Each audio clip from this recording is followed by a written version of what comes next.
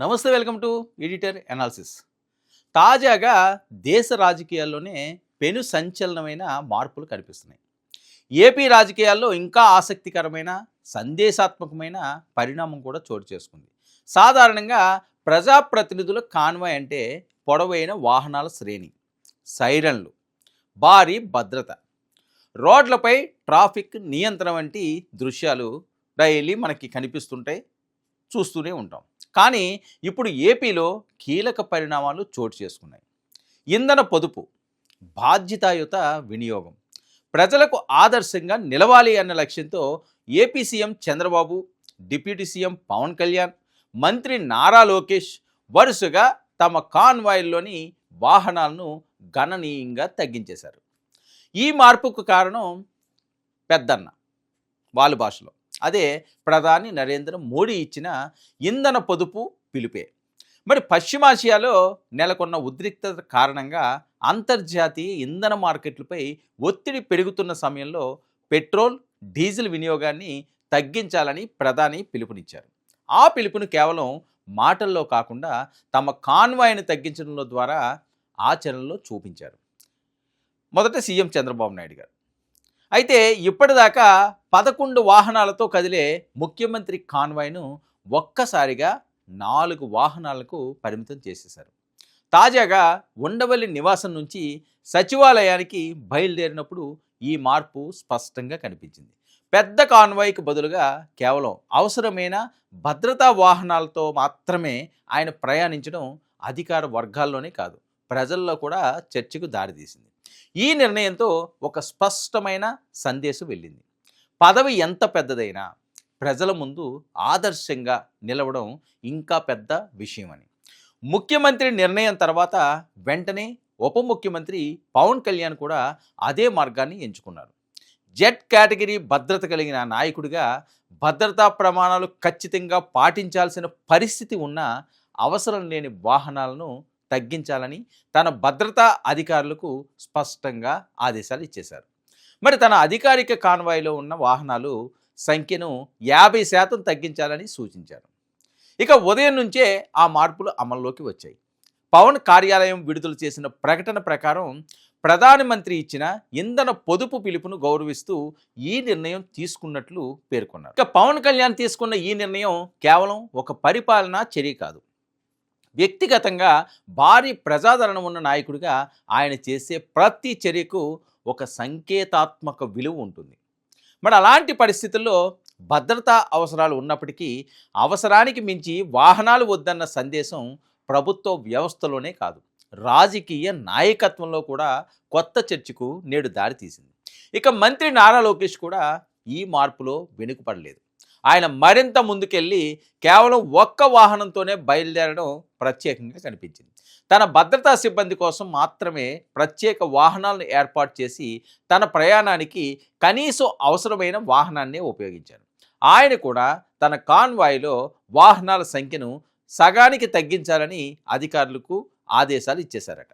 మరి ఈ ముగ్గురు నిర్ణయాలు కలిపి చూస్తే ఇది కేవలం వాహనాల సంఖ్య తగ్గించడం కాదు, ఇది ఒక రాజకీయ సందేశం. ప్రభుత్వం, నాయకత్వం ప్రజలకు చెప్పేది ముందుగా తామే పాటించాలి అన్న ఆలోచనకు ఇది ఉదాహరణగా నిలుస్తుంది. ముఖ్యంగా పెరుగుతున్న ఇంధన ధరలు, అంతర్జాతీయ మార్కెట్ ఒత్తిళ్లు, దిగుమతులపై ఆధారపడే పరిస్థితుల్లో ఇలాంటి సంకేతాత్మక నిర్ణయాలు ప్రజల్లో కూడా బాధ్యతాయుత వినియోగంపై అవగాహన పెంచే అవకాశం స్పష్టంగా కనిపిస్తున్నది. ఇప్పటి వరకు పెద్ద కాన్వాయ్లు అధికార ప్రతిష్టకు గుర్తుగా కనిపించేవి, కానీ ఇప్పుడు అదే వ్యవస్థలో తక్కువ వాహనాలు ఎక్కువ బాధ్యత అనే కొత్త భావన కనిపిస్తుంది.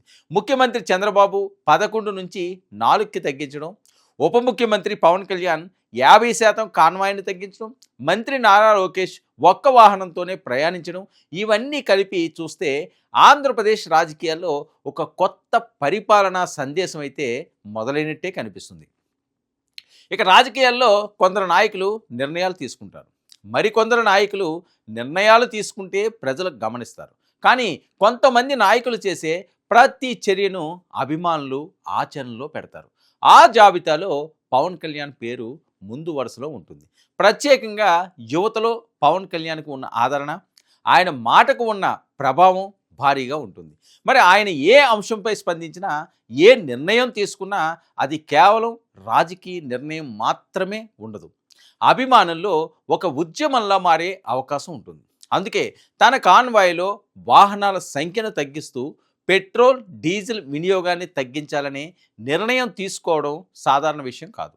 పవన్ కళ్యాణ్ అభిమానుల్లో చాలామంది బైక్ రైడర్స్, కార్ యూజర్స్, యువ ఉద్యోగులు, కాలేజ్ స్టూడెంట్స్ ఉన్నారు.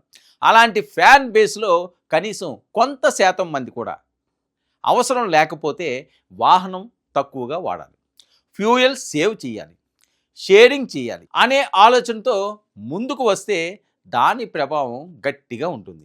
మరి పవన్ కళ్యాణ్ లాంటి భారీ ప్రజాదరణ ఉన్న వ్యక్తి ఇంధన పొదుపు గురించి చర్య తీసుకుంటే అది లక్షల్లో ఉన్న అభిమానుల జీవన శైలిపై కూడా ప్రభావం చూపే అవకాశం ఖచ్చితంగా ఉంటుంది. మరి అదే జరిగితే పెట్రోల్, డీజిల్ వినియోగంపై నిజంగానే గణనీయమైన ప్రభావం కనిపించే అవకాశం ఉందని చెప్పి రాజకీయ వర్గాలు భావిస్తున్నాయి. ఇక ప్రధానమంత్రి నరేంద్ర మోడీ ఇచ్చిన ఇంధన పొదుపు పిలుపు బీజేపీ పాలిత రాష్ట్రాల ముఖ్యమంత్రులు ఆచరణలో చూపించడం ప్రారంభించేశారు.